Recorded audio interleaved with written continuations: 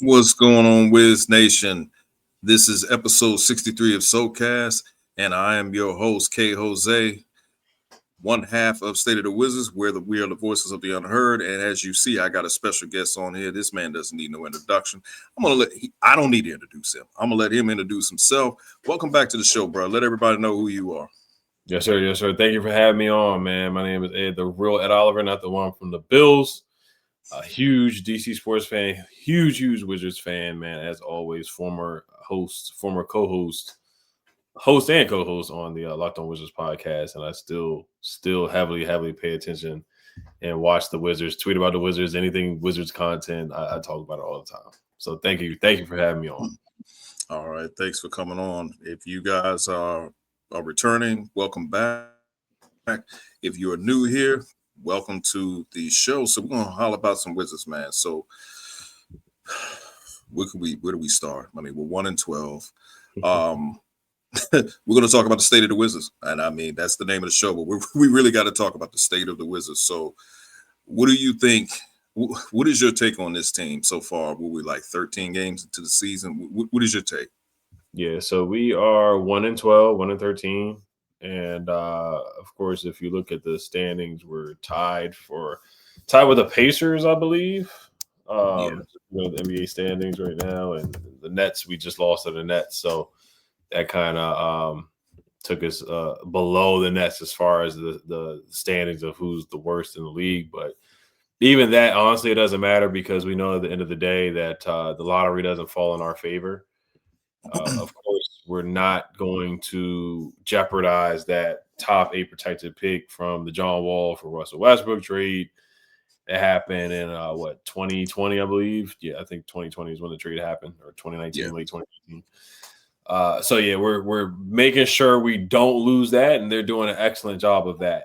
I don't see a way. I know the lottery hates us. Adam Silver has it out for us. He doesn't want us to get a top pick. He doesn't want us to get AJ from BYU. He doesn't want us to get one of the Boozer twins. He doesn't want us to get the guy from Kansas. He doesn't want us to get any of those top guys. But I highly doubt we fall out of the top 8. Now there are diamonds in the rough. There's so much to say, and I know we'll get to the players only meeting. I have a lot of thoughts about that too, which is not a good sign. Oh yeah. Whenever there's a players only meeting, that's not a good thing at all. But as far as the state of the Wizards, there's some bright spots, man. I know it's looking dark and meek, but that's a part of the rebuild and a part of the draft process. But I really like Keyshawn George, man. I think we have a guy there. Alex Starr, both of them. And I like some of the other young guys too. But those two right now have really stood out to me so far. And I think there is something there with those guys where we can build around those guys with another draft pick and a couple of the right veterans around those guys. And I think we see the potential for this team to make the playoffs for a good amount of years and be a perennial playoff team. Now, I don't know about a championship contender, of course, but a perennial playoff team, I can see that with Sarr, Keyshawn George, another draft pick, and a solid veteran that can play around these guys. So, but Keyshawn George, man, he's really been the pleasant. I'm not even going to say surprise. I'll just say like the pleasant. Just seeing him grow as a player, man, it's been great, man, because he can shoot the three, he can put the ball on the floor. He's arguably been not of our best defender so far without Bilal coming back, or Bilal's finally back. He's been in and out of the lineup too and had some injuries here and there. But Keyshawn George, man, he's been a super bright spot for this team. He just had 25 against, even though it was a blowout, I thought he still played really well. So I've been impressed so far by him. I've been very happy with his play. And Alex Sarr. Absolutely. Keyshawn George in 31 minutes so far, he's averaging, we'll round it off, say 17 points, dishing out 4 assists, shooting 44%, almost 45% from 3. At one point, he was shooting about 50%, so that went down, but he's shooting 50% from the field goal. So Keyshawn is a bright spot along with Alex Sarr, and like in 30 minutes, he's averaging 18 points, pulling down 8 rebounds. I mean, can't ask for so much. He's shooting 35% from the 3-point range, 51%. So those are 2 bright spots. that I would have to say from our young guys. I still feel that we need a center. Alex Hart's definitely not a center. I'm going to stick with that. You get somebody like a Jalen Duren right beside Alex Sarr, we're in business. So these are some bright spots, far as this season with some of the young guys. But then there are a few hiccups here and there, and one that seems everybody has been talking about is Bub Carrington. I mean, in 26.8 minutes, he's averaging 6 points. He's shooting 32% from the field. He's shooting pretty good from the three-point range at 43%.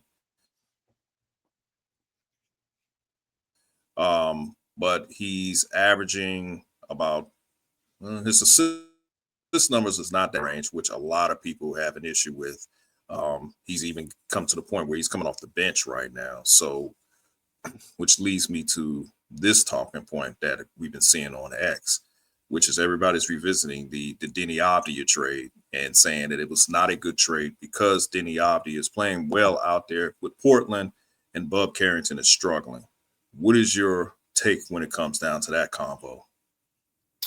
So the thing with Bub, and I thought about it too, is I think it is a lot of it is mental. The summer league, he struggled too. He didn't play well in the summer league. He struggled. I thought a lot of the young guys struggled in the summer league. AJ Johnson was a little up and down too. But to get back to Bub, people forget that his dad passed away. His dad passed away in, I believe, April last year, and I think it's hard to bounce back from that. There's a lot, So I'm not making any excuses, but you got to take that into account. His dad was huge in his life, and his dad was very heavily involved in his basketball career. So that may have an impact. It could not. I could be wrong. Like I said, it's just something to think about. But he's been missing layups. He's been struggling out there. He had a defensive lapse against the Pistons where I don't even know the young man's name who made that three to tie it up to go to overtime for the Pistons. He's been playing well, but it's like Bub, that was his assignment. And he got lost in the sauce and let the guy have a wide open three. Some of that's on Brian Keefe. I like to foul when you're up by three sometimes, but they just allow them to hit that three, and the rest is history. We lost to the Pistons. But I do think Bub is a talented player. He had some stretches last year where he had some really good moments where he had the mid-range going, the pull-up three. He likes to crab dribble and get guys behind him and force a foul and draw fouls. He likes to do that a lot. You like his intensity on defense as well. He's one of the few willing defenders on the Wizards roster, or not. We don't have many. He's one of the few on the roster that's trying to defend. But this year he has been struggling. The shooting percentages have certainly gone down. Just looking at some of them right now, he's shooting 32% from the field, 43% from the three, which is pretty solid actually. So some of that has been okay. 71% from the free throw line, which he does need to improve that. But 6 points a game so far, where I believe last year he averaged more than that. He averaged about where is it at? He averaged 9 points a game, so it's gone down to 6. And they brought in CJ McCollum. And they brought him Chris Middleton. Some of those guys have been handling the ball a little bit more than him. And the Keyshawn George has been a primary ball handler as well. So some of his primary ball handling has gone down a little bit. But, just the shooting hasn't been there. The confidence hasn't been there. And he's missed some layups as well. Now, the knock on him coming out of college, too, is that he wasn't a great finisher around the rim. He was more of a mid-range guy, three-point shooter. Relied on the mid-range a lot, and that is his game. And when you do shoot a lot of mid-range shots, it is a little bit tougher in today's NBA. But I do believe he'll get out of the slump, and he may just be a solid starter. He may not be, I think maybe his ceiling is a solid starter, and we may be finding that out. For Bub. But yes, he will always be judged by the Denny trade. And, it's just what it is, So when you trade a guy and Denny, who was a solid player, he's developed to be a better player right now. Like, I really enjoy what Denny's doing right now. I'm happy for him. And they got a first round pick in 2029 or something like that, or 2020. Right. I think it was like 2029. Yeah. So, he's gonna be judged by that. So when fans are seeing Denny put up 32 and 25 and 25 here and there, and you see Bub over here struggling, it's hard not to question the front office. It's hard not to. So he'll always be judged by that. But I do believe he's going to get out of the slump. And I think there's some mental things going on. But whatever happened in the summer league, man, he's been struggling ever since then. Yeah. You brought up a very interesting point when you talked about him, the loss of his dad. I think a lot of fans forget that he played an 82-game season last season, his rookie year, and he even played even with his father passing away. So that's tough for anybody because most players usually would take some time off, but he didn't. He continued to play. You also brought up about the fact he struggled during the summer league. That probably still could have played a part in it. So his confidence, I agree, it is down. And we've seen that a lot with players. We saw it with Nick Young when he was here. When his confidence was down, he would put his head down when he misses a shot. We saw that with jersey number 1, which was Johnny Davis. His confidence was down. And we're seeing it with Bub. So with Bub, this is a new regime, we need to allow him to develop. We allow John Wall to develop. We allow Bradley Beal to develop. And speaking of Bradley Beal, Bub lacks rim pressure.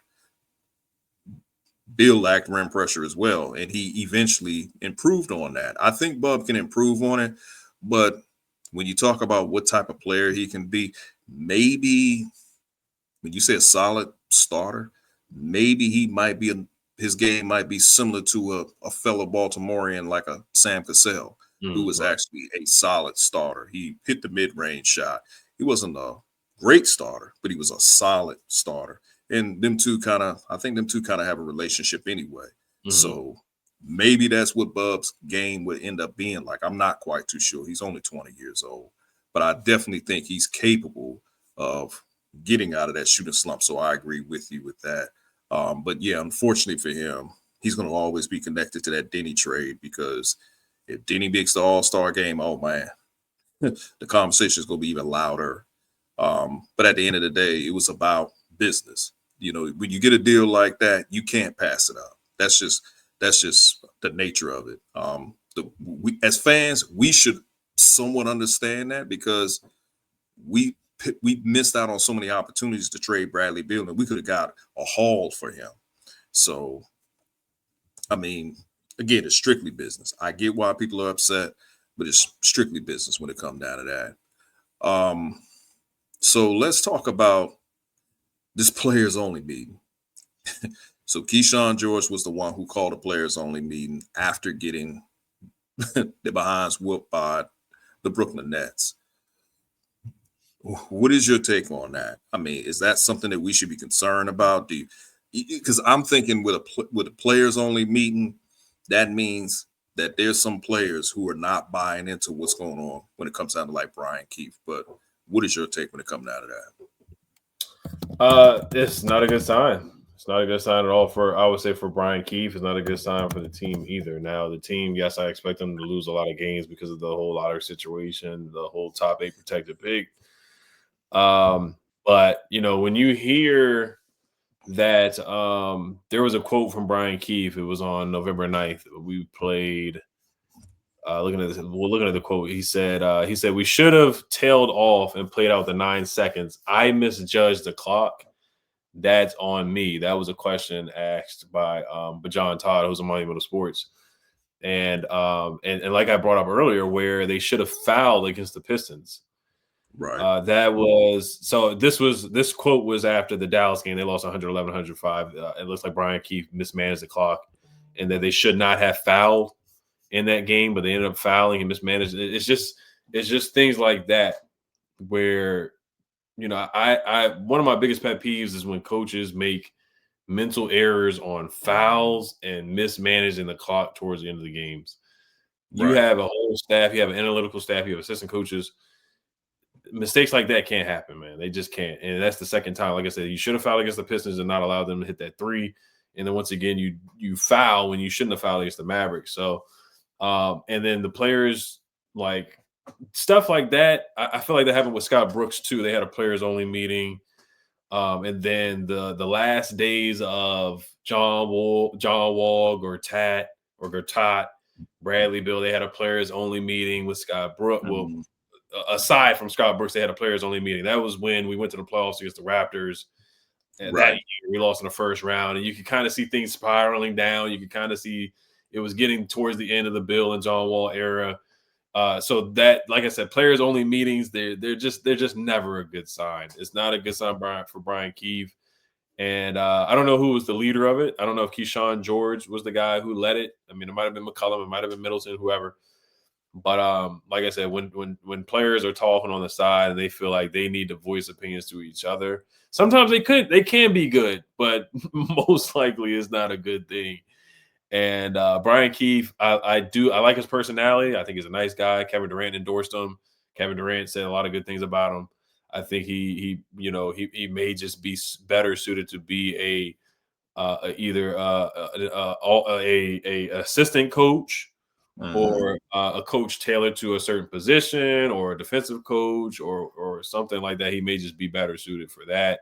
I know they hired him because of the familiarity with the Thunder. But I do think if they want to take a leap, I think there's some other guys that may be better suited.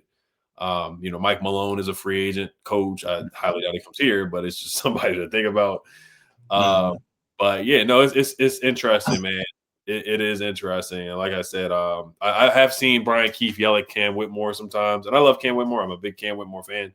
But when Cam Whitmore has gotten out of control with just decision making, kind of just putting his head down like he's a running back and throwing the ball up. And Cam Whitmore's had some good games this year too, but I have seen Brian Keefe, kind of show his voice where, with Wes Unseld too, like we were like, where's your voice at with this team? Another example, they had to have a players only meeting with Wes aside from Wes Unseld too, and there was reports of the prisoners running the asylum with Wes Unseld Jr. So we're very familiar to players only meetings. We're very familiar to players running the locker room. I don't think it's with this group because we don't have the personalities of that group with guys not getting along with Dinwiddie and Kuzma or whoever. I don't think we have those type of guys in here. Not saying Kuzma's a bad guy or whatever, but you get what I mean as far as like guys just not getting along. I don't think we have that here. I think everybody gets along, but as far as the defense is atrocious. We're letting Michael Jr. put up 35 points, 30 points last night. The other guy from the Nets too, I got to look up his name too. He was a light-skinned fella. I'm sorry, I can't remember his name. Yes, his name was Tyrese Martin. Right. Yeah, that guy was going nuclear. They let Noah Clowney hit 4 threes. I mean, come on. Noah Clowney was like a 29%. The crazy thing, I'm looking at stats, Noah Clowney went 4 for 6 from 3 and missed all his free throws. Like, who does that? And they allowed him to hit 4 threes. So the 3-point defense has been atrocious. Every game we have allowed them to knock down threes. The third quarter has been bad too. So the players are fed up about it too. Yes, they understand the whole lottery system too. They know what it's about, but they are trying to be more competitive. And I do think that next year they definitely got to shop around.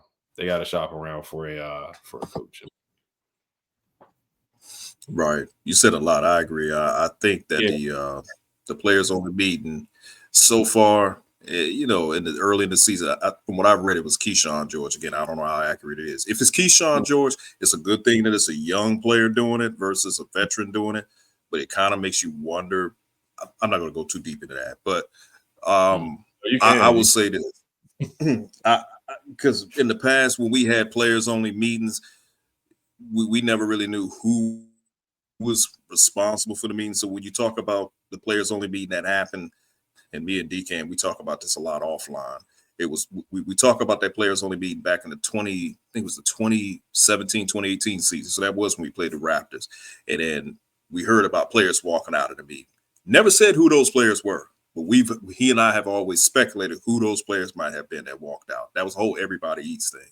So we fast forward to now, and you mentioned about Cam Whitmore, because I've seen the same thing as well. I'm not too sure who it was against, and I missed this part, but it was one particular game that my understanding was that Cam Whitmore threw a chair.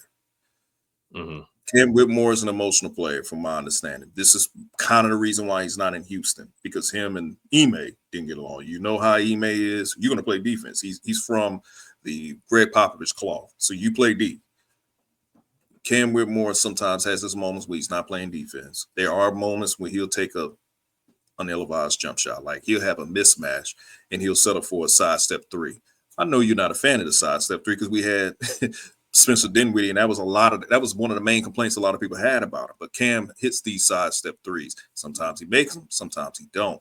But there are times when I'm like, go downhill on this guy. You can beat him off the dribble, but he was settled for the three. So I think with some of the young players, some of them don't know what their roles are. I don't think Cam Whitmore knows what his role is. Is his role to be a microwave, or is his role like what is his role? What is Bub Carrington's role? Is Bub going to be the starting point guard for the future, or is he going to be coming off the bench? What is AJ Johnson's role? He's not even getting any playing time. What are we trying to do with Trey Johnson? What are we doing with him? Are we trying to make him be a combo guard, or we're trying to make him be a shooter? Trey Johnson's game, if you look at it, it reminds me of Ray Allen when he was with the Bucks and the Supersonics. But we seem to act like we want to make him play a little bit of point guard when he probably should be coming off of screens and doing pin downs and so forth. But we're trying to make him do more than what he should. Keyshawn George is running the point majority of the time. It's usually between him and CJ McCollum. And CJ McCollum, throughout the years he played with Portland, he played off ball. So we have so many players that are actually playing out of position. And I don't think a lot of them, especially some of the younger guys, know what their role is. Also, too, and I shout out to my man Decan because he brings this up a lot. Will Dawkins did say during the offseason, this season was going to be a runway for development. We've only spoken about 2 players so far that's actually improved, who's developing. I will even throw in Bilal. Even though Bilal has been kind of injured, but we've seen slightly improvement.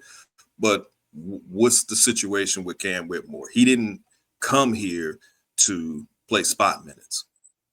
What's the situation? Why did we trade for AJ Johnson? We didn't trade for him just to sit on the bench. We're trying to get some value out of Corey Kispert. We're trying to get value out of CJ, and we're trying to get value out of Chris Middleton. But these 3 veterans that I've mentioned are literally turnstiles when it comes to defense.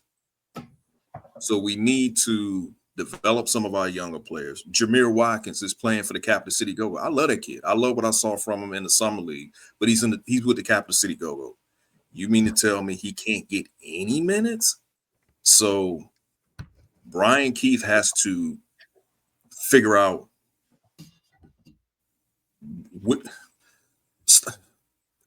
stop throwing so much shit at the wall to see what sticks. Let me just put it that way.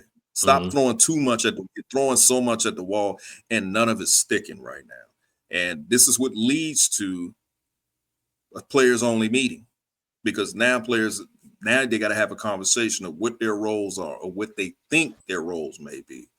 So hopefully from the looks of it, it looks like he's losing the locker room. And yes, is he the tank commander? Of course he is. But as you and I know, Adam Silver is going to determine who's going to get the number 1 pick. I mean, for goodness sakes, Jason Tatum and Jaylen Brown was sitting at the game watching BYU, watching AJ DeBunster playing. For all we not know, even if the Celtics miss the playoffs, they just might happen to get the number 1 pick. Look no further than Dallas Mavericks. So I think just to kind of go back, Brian Keith just got to figure out what's going to be the identity of this team. What players do you trust in that you can play? And can him and Cam Whitmore get on the same accord? Because technically, I don't think Cam Whitmore is really buying into what Brian Keith is doing right now. Cam, and there was the viral video of him going to the club after the Houston game, which is, that's what players do, and his jersey with them and all that, which I'm not going to crucify him for that, but I know some fans felt a certain way about it. He's had some good games, he's had some rough games, and that's kind of what we knew it was going to happen when he got here. But he is one of the more aggressive players on the team. He's just one of the more stronger players, because we have a lot of guys that are still physically developing. His body's already physically developed, so he's been that way since he was at Villanova. He just has a football player body, but like you said, the defensive end, we got to see him buy in defensively. But Brian Keith, yes, like you said, tank commander is the perfect role or a perfect title for him right now. So I just want to be fair to him too. Like, the roster of course, is not great. It's still a long way to go.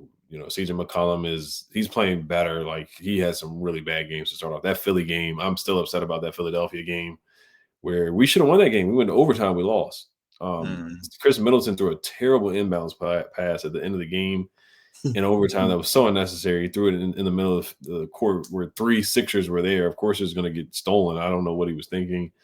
And then Yeah. McCollum, him and Middleton were trading misses, getting Yeah. blocked, misses, and Keyshawn George was having a great game, and Alex Starr was having a great game, and Trey Johnson was having a great game. So some of that is on Brian Keefe, where he has to call or slow down the old slow veterans and put Trey Johnson in there. So some of that is on Brian Keefe. But I don't know if obviously they are losing a lot of these games intentionally. But yeah, just the rotations. There's still improvement area there for Brian Keefe. But there were certain times in that Philly game where that's one game where I certainly look at where Trey Johnson definitely could have got some more minutes, not just for developing, but to actually win that game. They had no business losing that game. They were up by 19 points at one time in that Sixers game. That was a Wes Unseld Jr. special where you have a big lead and you find ways to lose, and that goes on coaching for me. Yeah. Yeah, it does go on coaching. I mean, hopefully things will get better. I'm gonna be honest, man. I know a lot of folks don't like the rebuild. I'm still pro rebuild. It had to be done. I mean, we have draft capital. We also have and cap I'm sorry to interrupt flexibility. you with the rebuild that's launched the rebuild. The guy who we had to trade in Bradley Beal, he's on his last leg, literally right now, and it looks like retirement is in his future, in the near future for him. Since you brought him up, let's talk about the parallel real quick. So Bradley Beal gets a contract extension. When he gets his supermax, he's coming off of the injury plague season. Remember, he had the wrist injury. There was another Wizard who also had got a supermax contract coming off of an injury, which was Gilbert Arenas. And you saw how the way that worked out for him. His career pretty much was over after he signed that contract. So with Bradley Beal, what you're saying, oh, absolutely. I mean, he got generational wealth. I don't think he's really concerned about playing basketball anymore. I'm sure he's going to opt into that last deal of his contract. I'm just waiting to see when it says the Clippers waive him, and then he probably won't make another NBA team. I hate to say it. I pretty much, no, I don't hate to say it. I'm going to be honest. I actually predicted this was going to happen to him. Karma is a mofo. That's all I'm going to say. But, all right, man. It's November. We might as well talk about it now. Who do you like in this upcoming draft, man? Well, like I brought up earlier, obviously AJ from BYU is one of the more popular names in the draft. The young man, I mean, that's just one of a BPA pick, best player available.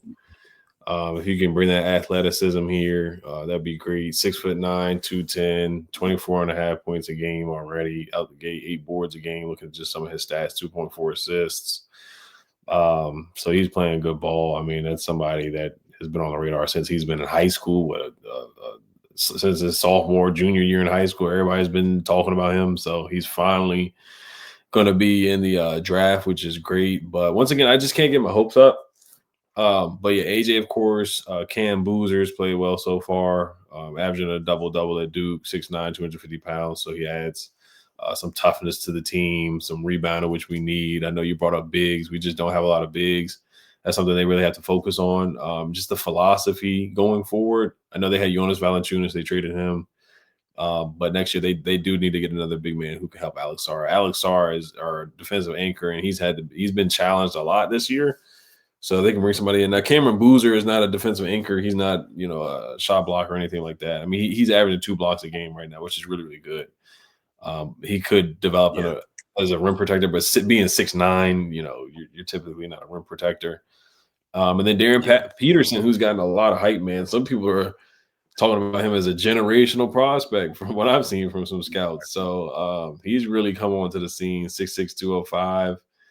19 years old out of Kansas. Now he can defend. He can play both ways. He can really pass. He can board. He can obviously Yeah. shoot, get to the rim, mid range. There's not a lot of things that he can't do on the floor. And he's averaging like 2 steals a game as well. So those top three, those are the top three guys right now that are big names. Caleb Wilson from North Carolina, starting to watch him a little bit more and get a little bit more Yeah. familiar with some of the guys in the draft. But I just kind of know at the end of the day that we're not going to get most likely the pick that we want. I'm just preparing myself for it. But man, I get AJ it. would do wonders for this team, and especially marketing wise too, man. Because we do need some marketing. The Wizards need some marketing help too, getting butts in the seats, and AJ would definitely help that. I would love a lineup with AJ, Keyshawn, Sar. Trying to think else who would start, because the two veterans, CJ McCollum A and lot. Middleton are start, but they're not going to start next year. They're going to be traded by the deadline most likely.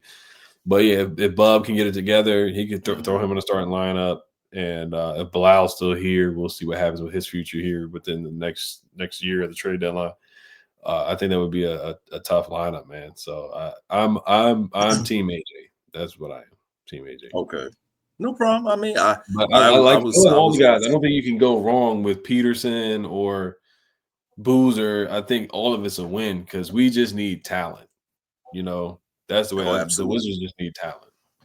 You know, Now, I do I feel haven't like had a I chance. do feel like, oh, I'm sorry, my last thing. I do feel like we still need a point guard. And Okay. this is why I hated the way the draft. This is the last thing about the draft. This is why I hated the way the draft shook out last year.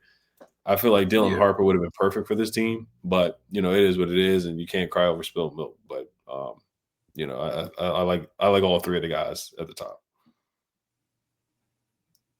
Okay. Well, I have to check out what's his name? Uh, is it Mikael Brown that plays for Louisville? I got to check him out. I know he's averaging 26.4 points a game, averaging Mm. 9.3 rebounds. You also have Nate Emmett out of Tennessee. He's a Manassas, excuse me, Manassas native. He's averaging about 25. But one particular player that I'm going to really watch more of his games is Nicholas Aviles out of Virginia Oh Tech, yeah. 6'8". Hmm. Yeah, he's averaging 20 and 7. They have him listed as a shooting guard, small forward. But I think he can play a little bit of point guard right there. So his nickname would be like it would be Neo from from the Matrix. So Right. there's a lot of talent. There's a lot of talent in this draft. For me, Peterson is my number one. AJ will be my number two. But I'm not going to get my hopes up too high with those guys, especially when it comes to AJ, because I just got a feeling that Adam Silver is going to make sure that Boston gets him. I just got that feeling. I mean, why Hmm. not? But if you bring AJ here, I wouldn't be upset about it at all. And Peterson, I mean, come on, we're talking about a guy who's a two-way player who can do it all. We're off to the races. You finally get yourself a high IQ basketball player. Um, Dawkins likes guys who are tall and lengthy. He's 6'6". Even with that kid, Nicholas Aviles, he's 6'8". So height is what Dawkins likes. And then depends on what we do during the offseason for signing players, trading players. I think next season will be a lot more competitive, maybe go for the play in, but we do need more talent, and we definitely need to get we need a guy. We need the guy.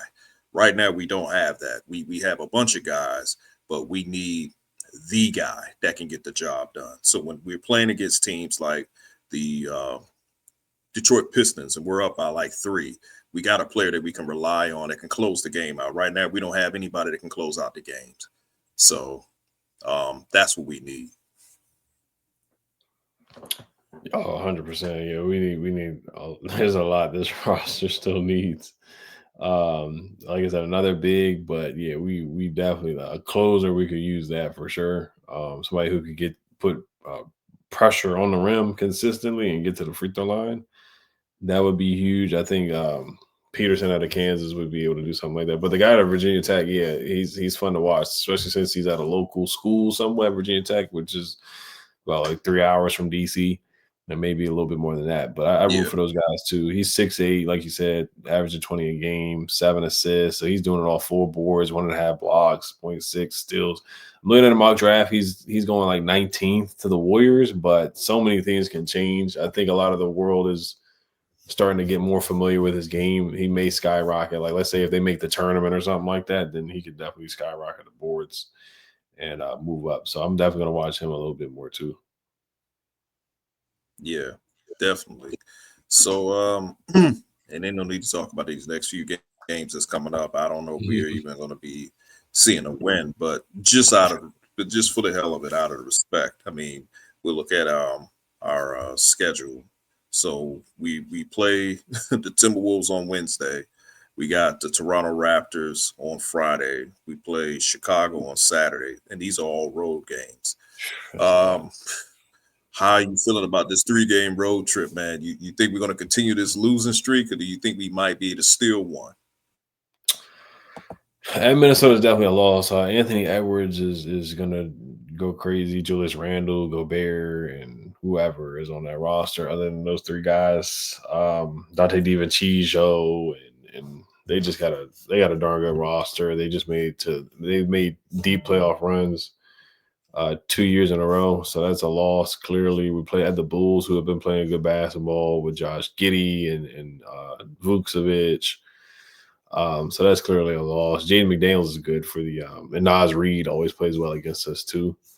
So that's a loss. Even Mike Conley, he plays well against us as well from time to time. So that's a loss. Yeah, it's all 3 losses, just 3 road games.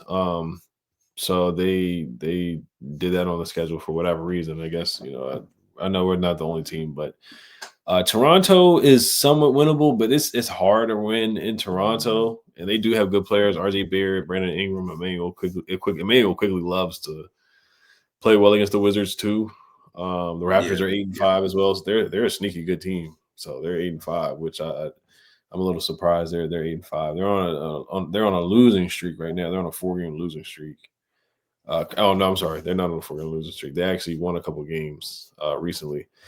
But yeah, no, those are 3 losses. I'm just hoping that they stay competitive and not get blown out like they did against the Nets, because that was a hard watch. So 3 losses, huh? So we're gonna our record is gonna match Dr. King's birthday, huh? 1-15. Oh man, I guess that's one way to look at it. Yeah, I got a feeling it's going to be the same way, man. We don't have anybody to stop Anthony Davis, and against the Toronto Raptors, they're usually a matchup problem. You got Scotty Barnes and all those guys. Yeah, 1-15. Yeah, I can see that, and you never know, man. I mean, we went to bed with Brandon Ingram's girlfriend sitting on courtside, Glorilla. We were gonna look bad in front of hers. So yeah, man. It's tough being a Wizards fan, but at the end of the day, I can say this: when we are actually playing very good basketball, when the team is complete, this rebuild was well worth it. I mean, it's better to know that we have draft capital, we have cap flexibility, and we actually have a plan in place. So I say it's not time to push the panic button. We need to just stay the course. Nobody said that the rebuild was going to be easy. It's going to be bumpy. And I'm going to be honest with you, bro. I do not care if we are the worst team in the NBA. We can't let that pick convey. So I just want them to, of course, I agree with everybody. I want to see some effort, but I really don't give a damn if we're the worst team in the NBA. I mean, trying to be the 3rd worst team in the NBA gets you the 6th pick. And unless Phoenix somehow, some way is in that top 3 in the draft and we can use the pick swap, I don't want to get the 6th pick again. That's just me. I just don't want that. So if we are the worst team in the NBA, I could care less. Long as that pick doesn't convey, that's all that matters to me, man. Oh, 100%. I mean, you look at the Pacers. The Pacers are 1-12. The Pelicans are 2-11. The Nets are 2-11. So that loss definitely helped us or helped the Wizards get that last spot. But yeah, you can't because they've been waiting on this for years, man. This trade happened in 2020. It's been literally 5 years now that this pick is finally conveying. And this is it. This is the last year Exactly. of losing a bunch of games, in my opinion. I think after this draft pick, you got to be more competitive. You got to be aggressive. You got to start trying to win games. You can't keep being 17 to 65, 18 to 63, or whatever to be the worst team. This is the last year of that, and you make a push into at least the play on or playoffs and be competitive. But yeah, like you said, you can't allow Adam Silver to take us away from the eighth pick. Oh, absolutely. And before we end the show, I don't normally do this, but I'm gonna do this anyway. You're a Commanders fan. Mhm. Were you? Did you? Was your breakfast spoiled yesterday morning, man? No, I knew we were gonna lose. I picked us to lose. I mean, I even wagered on betting apps that we are gonna lose. I took the Dolphins money line because I know my team, man. I've been betting against my team the last 3 or 4 weeks, man. We're on a 6-game losing streak right now, which is crazy. Of course, going into the season, we thought we were gonna make the playoffs and make a deep playoff run like last year, but injuries are terrible, and we're just not a good team right now. We don't have a good roster. The coaches aren't coaching well. It's unfortunate. I hate this for DC sports, man. I do. I hate it. I hate this so much. I hate when both teams are bad. It's just bad for the city. But thank goodness Georgetown won the other day. Maryland basketball won the other day. But man, the Commanders, yeah, I'm ready for next year and just get the best draft pick you can possible. And do not play Jaden Daniels for the rest of the year. Let that young man sit and just heal and get ready for next year. Don't argue through that, man. Just let him rest. I hear you, man. Yeah, because I got a feeling that you guys continue to keep playing him. He will be RG3 2.0. For me, man, my team is playing right now. I guess I'll watch him. It's the Las Vegas Raiders. I will sit here and say that we are the Commanders before Dan Snyder sold the team. Dysfunctional franchise. Geno Smith looks like trash. We got Genty. He's not running the football because our offensive line sucks. Pete Carroll, football has passed them by. We need to embrace a rebuild, and that's the bottom line. We have we traded Jacoby Myers. He didn't want to be with us no more. It's always that way. Every year there's either a player, either a wide receiver or a running back. Most of the time it's usually a wide receiver that just does not want to play in Vegas. And we got a state-of-the-art stadium, but we still look like shit. And I just don't understand it, man. I mean, I want us to get it together. I was actually upset as a fan to watch your team last year turn it around. And there was actually mutual interest between the Raiders and Jaden Daniels, but we just wasn't willing to mortgage the future to get him. And to me, man, I'm just looking at it like, but you went ahead and you give Geno Smith this contract, and he sucks. He's not good. He's just a stopgap quarterback. So once again, I got to look forward to another draft. And sometimes we don't even draft well. So I don't know, man. Hopefully at some point we get it together. But for the time being, I need Mark Davis to think about some of the team. Right now, he's satisfied because the Las Vegas Aces won a championship. It seemed like that's his baby. That's something that, because we're Wizards fans, and Ted Leonsis loves the Capitals more than he loves the Wizards. I mean, I don't know, man. I don't know. No, it's hilarious. He must love Asia Wilson with a passion. But Geno, yeah, I thought Geno was gonna play a little bit better. I know your owner, yeah, he has that weird bull haircut. So he's an interesting guy for sure. But no, I thought Geno was gonna be better than what he's shown as far as interception. He usually doesn't throw a bunch of picks, and then Pete Carroll, who chews 20 pieces of gum a game, he's just a stopgap guy. He needs to hang it up to. He needs to retire. I respect Pete Carroll a lot, but he needs to retire. And you guys got talent. Max Crosby's really good. Genty's good, and Jacoby Myers is good. So you guys got some good players on the team. But it's an interesting direction. You're gonna have to draft a quarterback this year for sure. Oh, absolutely. We definitely got to draft a quarterback. I mean, no more stopgaps for certain. And we were stuck with Pete Carroll for a while, and I guess so with Geno Smith. But I'm just not happy as a fan. I'm gonna say that right now. Like I said, I'm gonna go in and watch us probably wet the bed against the Cowboys. So we're not gonna do you guys any favors to beating the Cowboys, so that way maybe you guys can. We're not gonna do you any favors. We're gonna actually disappoint you. So yeah, but man, I appreciate you coming up here hollering at me about some Wiz basketball. We definitely have to do this again. Still Wizards fans to the core. It's part of the rebuild. We just gotta deal with it for the time being. It's going to get better soon. It's much better than what it was 5 years ago. They actually have a plan. We need them to stick with it. So I don't need you guys to tell them they need to pivot away from the plan. But besides that, you got any shout outs? You got any last words you had to say? I just want to give a shout out to you for having me on, of course, and just a shout out to all the Wizards fans for hanging in there and staying the course, man, because it's been a lot of losing, but I do see light at the end of the tunnel. Only thing I will say too is that we don't have a definitive star that we can hang our hats on. Like you look at the rebuilds from previous years, you had John Wall, Bradley Beal, and really John Wall for the most part. Then Bradley Beal came along as an all-star too, because you had the first pick of the draft. And then other rebuild with Gilbert Arenas, we got lucky with that one because he chose to come here off of free agency, off of a coin flip.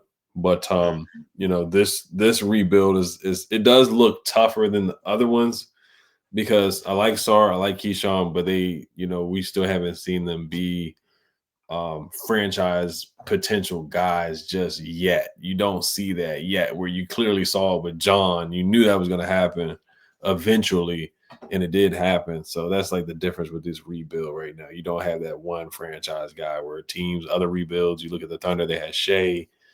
The Pistons were awful, but they always had Cade Cunningham. So that's the one thing that we're kind of lacking right now. But I think we'll eventually get there. I do like Keyshawn and Sarr and Trey Johnson. I think Bub will come along, and then this draft pick coming up, we just got to get it. We got to get a top 3 pick or hit or whatever pick we get. But no, to shout outs, just shout outs to all DC sports fans again, Commanders fans hanging in there. It's been rough, and just shout out to all people who watch the Wizards and are hanging in there, man. All right. Well, that will conclude this episode of State of the Wizards. You guys have a good one. Peace. Yes, sir.